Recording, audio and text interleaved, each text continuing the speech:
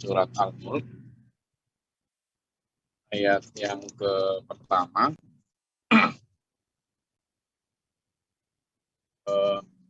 Di ayat ini kita benar-benar diajarin oleh Allah tentang bagaimana menciptakan satu konsep hidup yang sesuai dengan apa yang Allah perintahkan, ya, sesuai dengan apa yang Allah ajarkan. Bahwa di sini sebutkan, pertama kita diajarkan untuk tabarokah. Tabarukan itu penghormatan, ya. Jadi segala puji sama dengan alhamdulillah itu mata barokah ini maha suci Allah, maha suci Allah, alladzi zat yang tabarakalladzi biyadihi di tangannya lah al-mulku segala kerajaan. Maksudnya apa? Segala kekuasaan. Di Allah yang maha kuasa untuk menciptakan, melakukan, membuat apapun di muka bumi.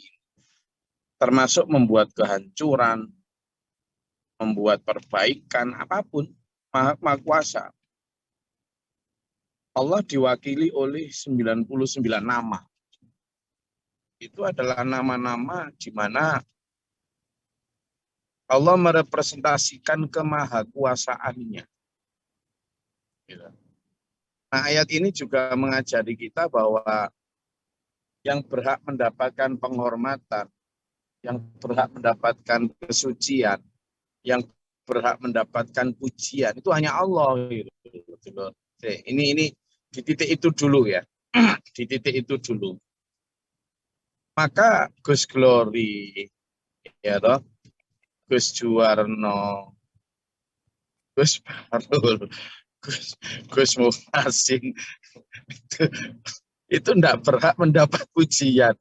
Meskipun pangkatnya Gus, pangkatnya jenderal, pangkatnya kolonel, pangkatnya apalagi bupati, presiden, tidak berhak. Yang berhak mendapatkan tabarok itu adalah siapa? Allah.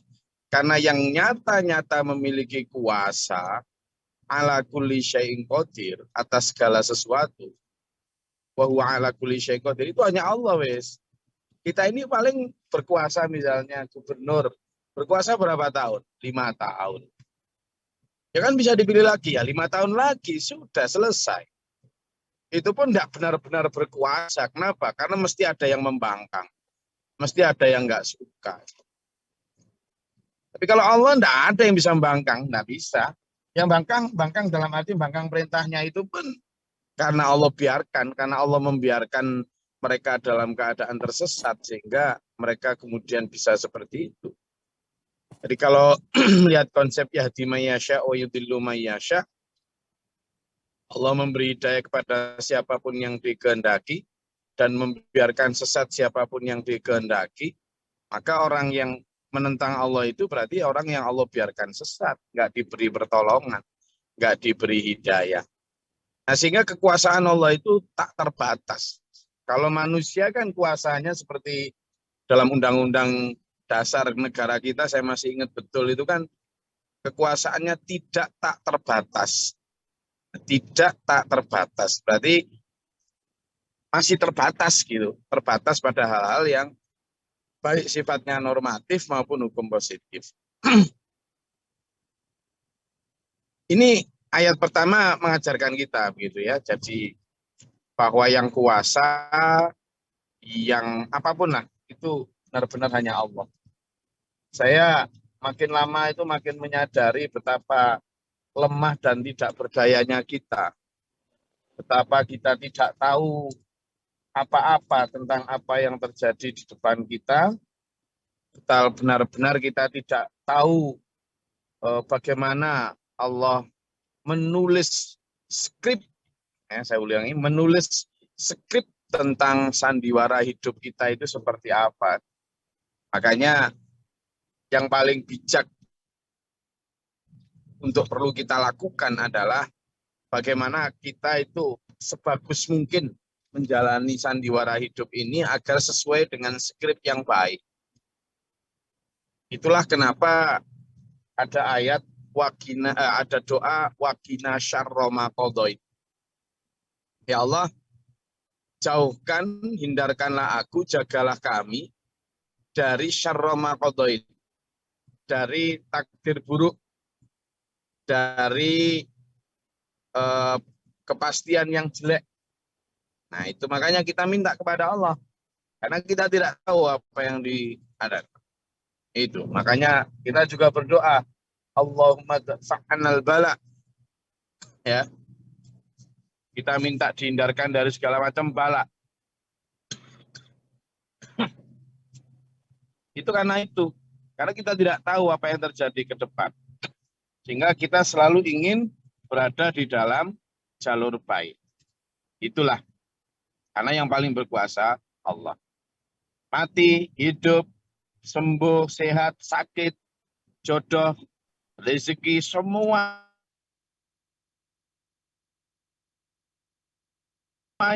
Kita itu hanya berupaya, tapi itu tabarakalladzi biyadil ala kulli syai'in qadir. Termasuk kekuasaan dalam hal lahir, politik, apa segala macam itu milik Allah semata. Lalu ayat yang kedua. Alladzi khalaqal mauta wal hayata liyabluwakum. Pertama, alladzi khalaqal maut wal hayat. Dialah yang menciptakan hidup dan mati. Ada dalam banyak ayat kita dijelaskan oleh Allah bahwa dialah yuhyi wa yumit.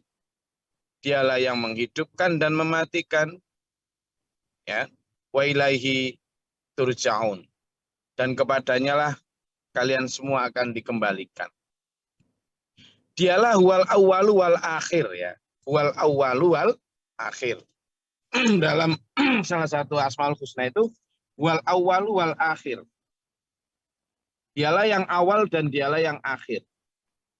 Yang bermula sebagai permula, maha pemula dan maha akhir. Jadi semuanya diawali oleh Allah. Tidak ada yang awal kecuali Allah. Maka al-hayat wal maut, kalau saya tanya misalnya, sekarang saya tanya, duluan mana telur apa ayam? Duluan mana? Telur apa ayam? Telur, Gus. Duluan mana ayam atau telur? Ayam, Gus. Duluan mana telur apa ayam? Ayam. Kok bisa ayam, Bu Dia? Karena Allah nggak menciptakan telur dong, menciptakan ayam dulu. Masa iya? Iyalah. Saya kan tanya, duluan mana telur sama ayam? Kalau Kiki menyebutnya telur ayam berarti ya telur. Ya duluan telur lah. Saya tanya, duluan mana telur sama ayam kok? Telur. Telur. Kalau saya tanya duluan mana ayam sama telur? Ya ayam. Nah itu Pak Jo ngerti. Karena saya jadi ini kalau pertanyaan duluan mana diciptakan telur sama ayam? Ya ayam seperti Budia tadi. Tapi kalau saya tanya duluan mana telur sama ayam? Ya gimana saya nyebutkan itu yang duluan. Itu hanya joke ya. Tetapi itu perdebatan antara telur dan ayam, kita udah dikasih tahu Allah. Baik telur dulu maupun ayam dulu, tetap saja Allah yang lebih dahulu. Karena dialah yang menciptakan hidup dan mati kita. Nah, pemahaman kita akan hidup dan mati itu milik Allah nanti akan mengerucut kepada pemahaman bahwa kita pun tidak berkuasa atas kehidupan kita. Sekarang ini dulu ya, sekarang ini. Orang seolah-olah bisa mengatur hidupnya, seolah-olah berkuasa atas hidupnya. Kenapa? Ya karena dia merasa bahwa this is my body, this is my life. My life. Waduh, my life. Pertanyaan paling simpel sebenarnya. Have you ever been live before? Apakah kamu pernah hidup sebelumnya sehingga kamu menciptakan kehidupanmu? Tidak bisa jawab mereka. Kan kita ini hidup di dunia kayak jasad suddenly gitu ya, kayak tiba-tiba saja gitu. Kita tidak pernah merencanakan. Orang kalau bilang, this is my life, ini adalah hidup saya, itu kan karena dia harusnya dia bisa menerangkan, saya memang dulu merencanakan untuk hidup di sini. Misalnya sampean punya barang, sesuatu ya, barang. Sampean punya sesuatu, punya mobil, atau punya rumah, atau punya sepatu, atau punya sesuatu lah. Sampean memang pertama berencana untuk memiliki itu. Yang kedua, sampean berupaya untuk mewujudkan memiliki itu. Lalu kemudian memiliki itu betul, lalu kemudian memegang sesuatu itu milik sampean betul. Sehingga layak kalau sampean mengatakan, this is my car, this is my house, this is my clothes, this is my whatever. Ini adalah rumah saya, itu pantas itu. Tetapi ketika sampean juga tidak merencanakan mau lahir di mana sebagai ras apa, ya toh? Sampean dan saya juga tidak tahu dilahirkan dari orang tua apa, tidak pernah tahu kita. Berarti kan ini bukan explained by us, tidak seperti yang kita rencanakan. Lah kok terus kemudian ujuk-ujuk kita bisa mengatakan this is my life, gitu. Jadi orang kadang ini fait accompli terhadap kehidupannya. Sehingga dari pemahaman itu saja sebenarnya orang sudah keliru di dalam memulai bagaimana memaknai hidup ini. Akhirnya apa ya? Keliru selanjutnya.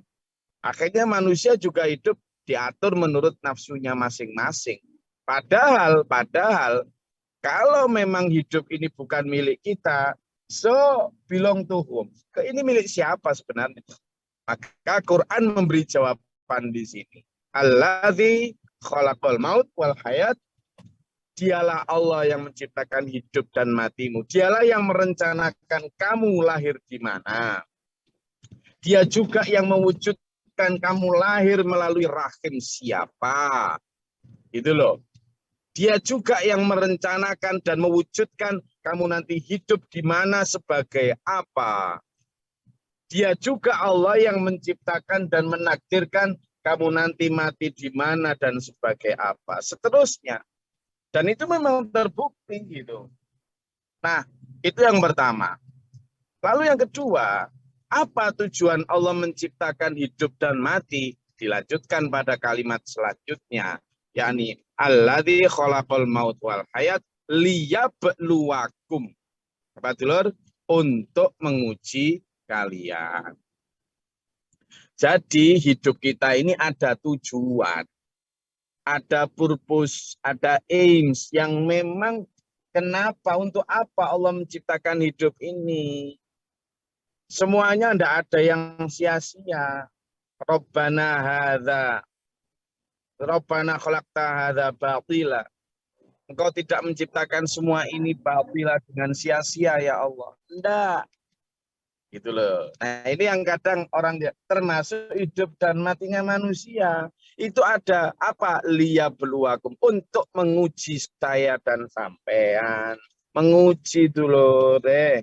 Jadi hidup kita ini semata-mata untuk diuji. Gimana kronologinya? Nah ini semuanya harus bisa ya. Nanti harus bisa menerangkan ini. Nanti pada saat kita review harus bisa semua menerangkan ini. Ini dulu kita itu ada di surga. Dulu kita itu ada di surga.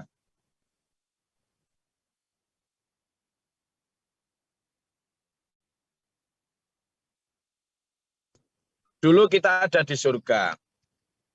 Bapak ibu kita, nenek moyang kita adalah penduduk surga. Berarti kita ini aslinya penduduk surga. Begitu kronologisnya. Lalu karena sebuah kesalahan, kemudian bapak ibu kita, Adam dan Hawa, wes kamu tidak layak di sini karena kesalahanmu, karena surga ini tempatnya orang suci, lah kamu sudah melakukan kesalahan. Sekarang begini, kamu tak kirim ke ruang ujian, ke planet bernama Bumi. Kamu hidup di sana, ya toh, untuk kemudian di sana perjuangkan hakmu untuk kembali lagi ke surga ini. Perjuangkan hakmu. Itu. Jadi untuk membersihkan namamu, membersihkan ruhanimu biar bisa balik ke sini. Kamu harus menuju ke satu planet bernama Bumi. Di sanalah kamu akan hidup, di sana kamu akan menjalani ujian, dan di sana kamu akan dimatikan. Jelas itu. Bisa insya Allah. Nah, setelah itu, kemudian kita di dunia, atas sebagai anak turunnya Nabi Adam, itu kemudian menjalani tes, menjalani ujian. Untuk apa? Untuk mendapatkan predikat layak masuk surga lagi. Saya ulangi, untuk mendapatkan predikat layak masuk surga lagi. Pulang ke kampung halaman kita untuk mendapatkan predikat bahwa kita layak sebagai ahlul jannah, the citizenship of heaven. Itu. Jadi kita di dunia itu untuk menjalani itu, untuk menjalani proses apa? Proses kembali biar bisa ke sana lagi. Nah, terkait dengan liyabluwakum, apa materi ujiannya? Materi ujiannya adalah segala pernik kehidupan yang ada di samping kanan kiri kita. Materinya apa aja yang ada di depan kita, misalnya ini, apa saja. Misalnya, saya lagi nyetir, sampean lagi kerja, atau sampean sedang di rumah. Loh, ketika di rumah itu loh, misalnya sampean sudah sholat subuh, lalu anak sampean belum sholat subuh. Maka itu materi ujian. Pertanyaan ujiannya adalah, kalau anakmu sudah balik, lalu belum subuh, akan kamu apakankah dia? Nah, itu pertanyaan. Pertanyaan. Ada multiple choice. Ada beberapa pilihan jawaban. 1, A. Biarkan saja. B. Pijitin biar makan tambah tidur. C. Suguhkan makanan biar ketika bangun dia enak. D. Bangunkan dengan lemah lembut. E. Jejekan sampai jengkang. Nah, kan gitu. Maka sampean suruh milih itu. Itulah semua pernik kehidupan. Dan alhamdulillahnya kita itu dikasih tahu sama Allah kunci jawabannya. Ada dalam satu hadis, Rasulullah selalu membangunkan anaknya, menantunya, cucunya setiap kali mau subuh. Sambil bebannya adalah mana tadi? Selalu begitu. Sampean misalnya lagi nyetir, kemudian ada ujuk-ujuk orang nyalip, terus nyit di depan sampean. Itu kan bahan ujian. Pertanyaannya, apakah sampean akan balas nyalip lalu ngerem di depannya? Yang A, B, apakah sampean kemudian dari belakang langsung ditubruk biar dia berhenti lalu dijotos, nah, gitu kan? Lalu C, lalu sampean berhentikan, kurus saman kasih uang, saman kasih suguhi makanan, gitu? Ataukah D, sampean tetap sabar, tersenyum, lalu doakan dia?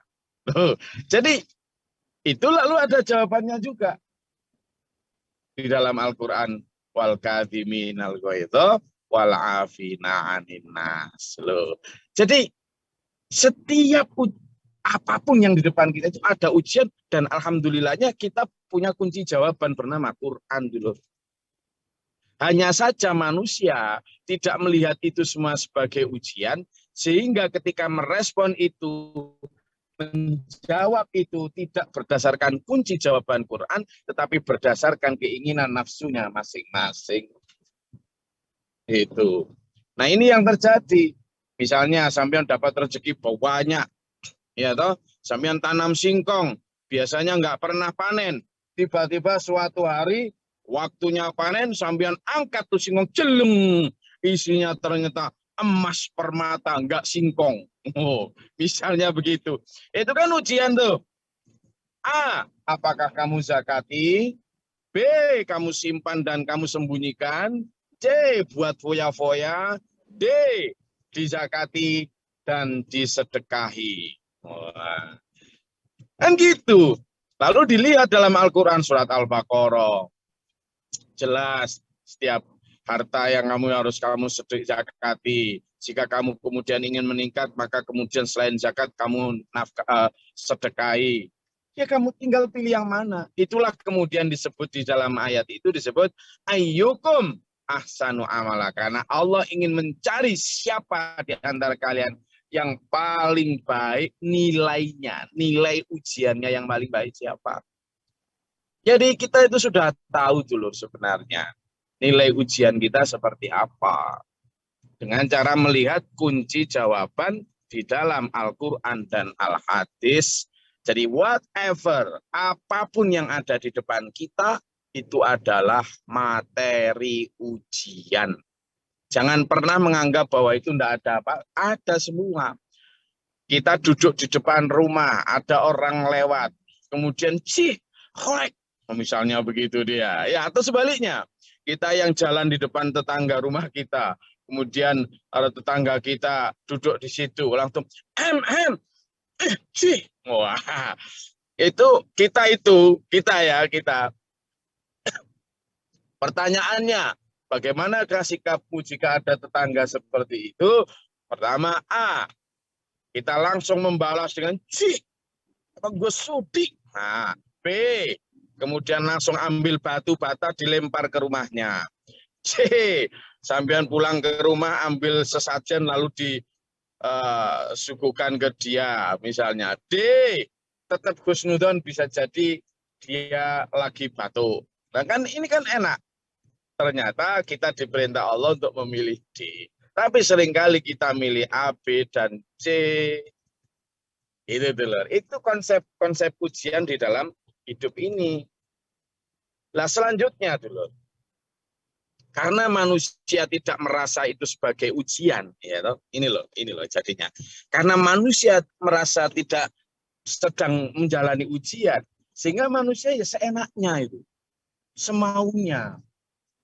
Itu yang pertama. Yang kedua, karena manusia tidak menjalani sedang ujian, padahal ini banyak ini. Nggak tahu ini waktunya cukup atau enggak ini. Orang yang namanya ujian ya, sampean mungkin nggak tahu anak-anak sekarang ujiannya ngawur soalnya. Orang sekarang nggak ada yang belajar ketika mau ujian. Orang dulu ketika ujian ya, di masa kami yang ketika kecil dulu ujian. Wih, yang namanya ujian, kalau apalagi ujian nasional, ujian terakhir itu jangan, dulu kan kalau semester itu kan dibagi menjadi 3 ya, cawu 1, cawu 2, cawu 3 gitu ya, catur wulan gitu istilahnya. Tiap 4 bulan kita itu ujian semester itu. Lah, itu sebelum ujian tuh malam itu udah belajar. Begitu besoknya ujian, kita masuk ruangan itu udah fokus hanya di ujian kita itu. Oh iya, bagaimana biar mengerjakan dengan cepat. Kemudian kita itu berharap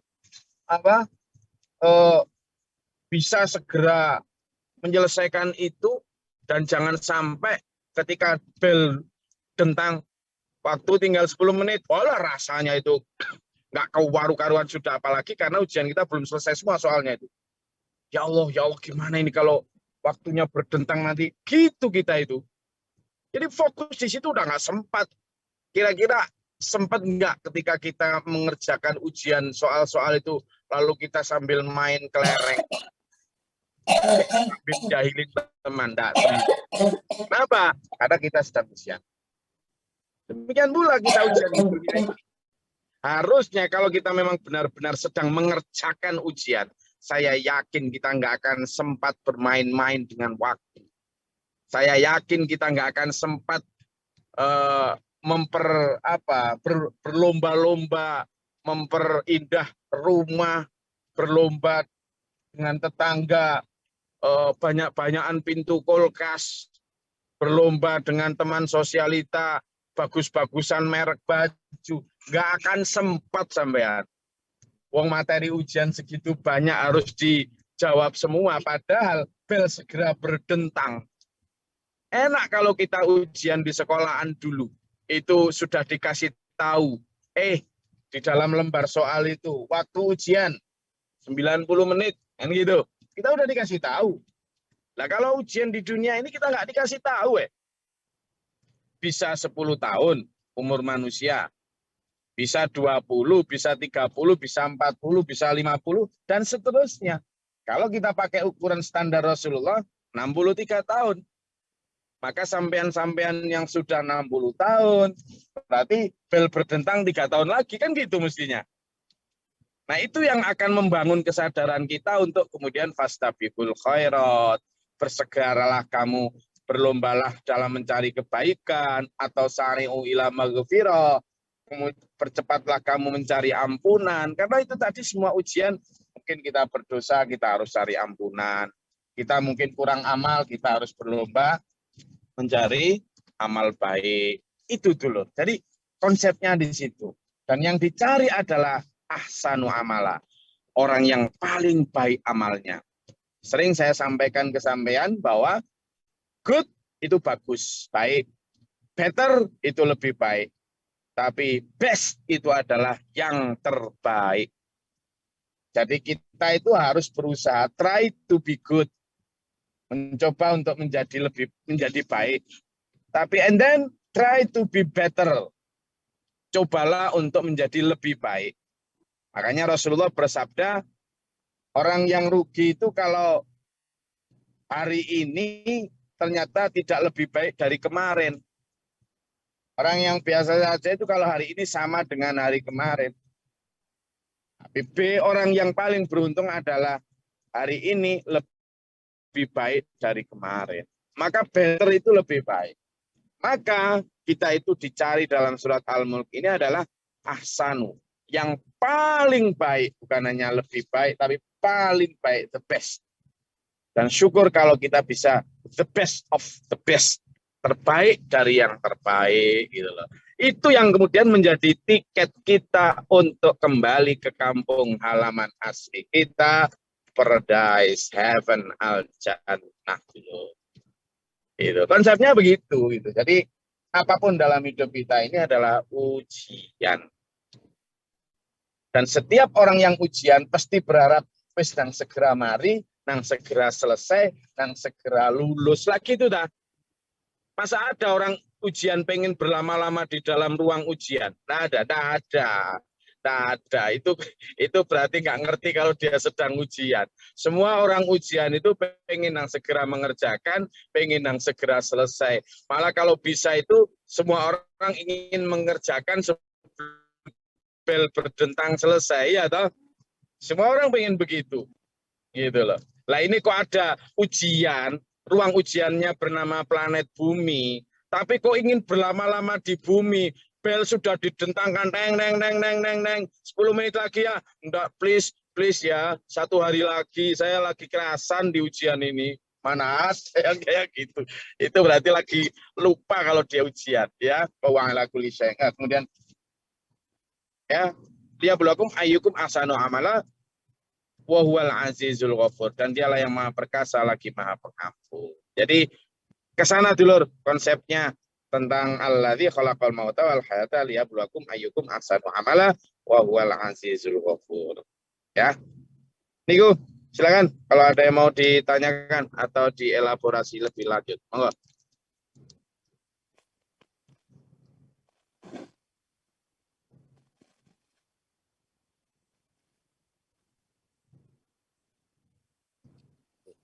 Izin Gus.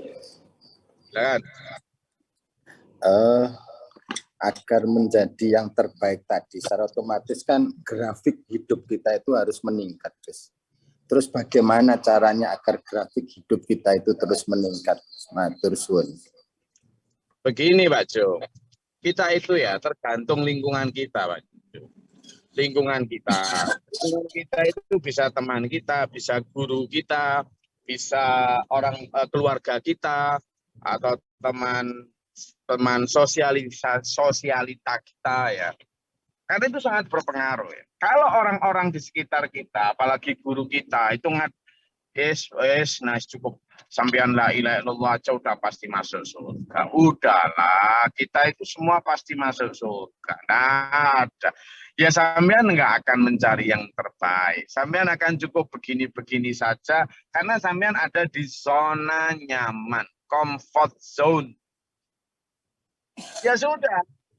Maka kalau punya guru yang seperti itu, demikian pula kalau kemudian punya keluarga yang juga urip begini-gini aja lah, apa cari yang ngecat Lombok katanya, apa kata, ya sudah, punya dosa sebanyak apapun, enggak, Allah itu maha pengampun, kita pasti diampuni, padahal enggak pernah minta ampun. Bagaimana diampuni kalau nggak pernah minta ampun? Tapi ya itu tadi, kalau kita tidak punya lingkungan yang kompetitif, ya kan, maka kita tidak akan pernah mencapai prestasi yang benar-benar luar biasa, tidak akan. Sampean ya, misalnya, saya dulu pernah sekolah ya, di sekolahan saya itu waktu aliyah negeri itu, sekolahan saya itu ada sebuah sekolah, namanya sekolah itu SMA Nasional. SMA Nasional itu terkenal di Lamongan dulu itu SMA yang tempatnya anak-anak yang dari sekolah-sekolahan lain dikeluarkan lah. Dari sekolah-sekolahan lain itu dikeluarkan. Ya karena nakal, karena malas, karena kayak gitulah. Macam-macam. Jadi itu tempat berkumpulnya anak-anak kayak gitu. Maka lingkungan di situ, sementara sekolah yang paling favorit itu namanya Smadas, SMA 2. Baru kemudian sekolah kami. Di sekolah kami sendiri pun misalnya, itu kan kompetitifnya ya beda. Dulu itu kelas itu ada kelas A4, A1 itu biologi, A4 itu sosial. Nah, pada saat kelas 1 untuk memasuki kelas-kelas itu ada tes IQ. Nah, tes IQ untuk ranking 1 sampai 45 itu yang paling bawah biasanya dia milih itu. Tapi ada juga yang karena milih ya. Ada yang milih agama, A1, milih sosial, milih biologi, lalu fisika. Biasanya maka IQ yang tertinggi itu biasanya ditaruh di fisika. Nah, saya berada di kelas fisika itu. Di kelas fisika itu tingkat kompetisinya memang luar biasa ya. Kenapa? Karena setiap orang itu di situ pintar semua, sehingga orang akan berlomba untuk menjadi the best itu. Tingkat kompetisinya beda. Demikian pula kalau kita ada di kelas yang ya pokoknya nerimo kayak gitu ya beda. Maka sampean Mbak Jo, menurut saya bukan hanya sampean, kita semua adalah pada satu kelompok, satu jamaah, satu kehidupan, satu lingkungan dan keluarga serta guru yang memang memacu kita untuk do the best. Ya begitu. Selalu tidak puas dengan amal kita. Nah itu bukan kemudian tidak menghargai amal kita, tapi kita selalu mencoba untuk yang terbaik sesuai dengan konsep Allah lah. Bahwa fastabiqul khair. Kenapa Allah menyampaikan begitu? Fastabiqul dari kata musabaqah itu artinya perlombaan. Kalau yang namanya perlombaan dimanapun ya be the best lah. Nggak mungkin kemudian terima dengan apa yang ada. Dalam hal duniawi, kita diminta untuk menerima apa yang dikasihan Allah. Tapi dalam hal akhirat, kita diperintahkan untuk khaufan wa tama'an. Toma itu artinya rakus. Ya, kepada Allah itu dalam hal akhirat itu kita diminta untuk selalu toma. Toma akan maghfirah, toma akan barokah, toma akan derajat di sisi Allah. Itu selalu begitu. Itu. Nah, lingkungan akan sangat mempengaruhi itu. Itu yang pertama. Yang kedua ya kita tentu memacu diri kita sendiri ya, bahwa melihat bahwa sebenarnya surga itu hanya layak untuk orang-orang yang terbaik. Nah, kita menjadi orang yang terbaik itu kemudian berkaca Quran itu standar orang terbaik. Kita sudah sesuai itu atau belum? Demikian pula hadis. Cara saya itu Pak Jo. Jadi mudah-mudahan semuanya dulur ya, nggak hanya Pak Jo. Ayo kita selalu menjadi yang terbaik. Dan alhamdulillah saya yakin dulur-dulur yang ada di kajian ini juga sudah berusaha ke sana. Buktinya sekarang lagi ngantuk-ngantuk dipakai untuk ngaji. Kayak gini ini satu di antara upaya kita untuk menjadi yang terbaik. Karena tidak semua orang sekarang lagi membaca Quran, sampean sedang membaca Quran. Semoga Allah memberikan kita jalan untuk menjadi yang terbaik melalui hal-hal kecil semacam ini yang kita utuni, kita telateni. Dan insya Allah, bismillah, mudah-mudahan dengan saling mendukung, saling mendoakan, kita berada di jalur yang tepat untuk menjadi be the best, be ahsanu amala, sehingga berhak dan layak untuk mendapatkan tiket kembali, mendapatkan KTP surgawi kita fi dunya wal akhirah wa husnul khatimah. Amin. Allahumma sholli wa sallim barik ala sayyidina Muhammadin. Allahumma ighfir lil mu'minin wal mu'minat wal muslimin muslimat al ahya'i. Astagfirullahaladzim. Allahumma hdina fi man hadait wa afina fi man afait wa barik lana fi ma atait wa qina syarra ma qadait fa innaka taqdi wa tuqdi wa innaka tabarak rabbana wa ta'ala alhamdulillah ma qadait astaghfiruka wa atubu ilaika.